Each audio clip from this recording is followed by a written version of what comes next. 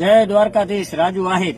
હું કોઈ સમાજને ટાર્ગેટ કરતો નથી. પિન્ટુને કહું છું, પિન્ટુ તને કહું છું, તું રોજ સોશિયલ મીડિયામાં વિડીયો વાયરલ કરશો કે જયરાજ આતાનો વરઘોડો કઢાવો છે.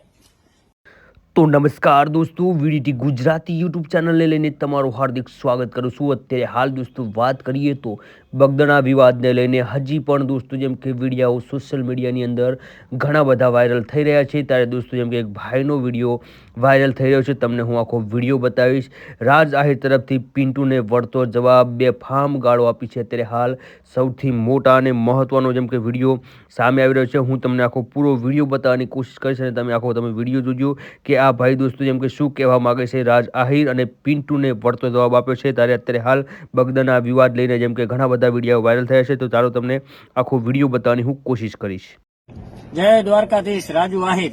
હું કોઈ સમાજને ટાર્ગેટ કરતો નથી. પિન્ટુને કહું છું, પિન્ટુ તને કહું છું, તું રોજ સોશિયલ મીડિયામાં વિડીયો વાયરલ કરશો કે જયરાજ આતાનો વરઘોડો કઢાવો છે.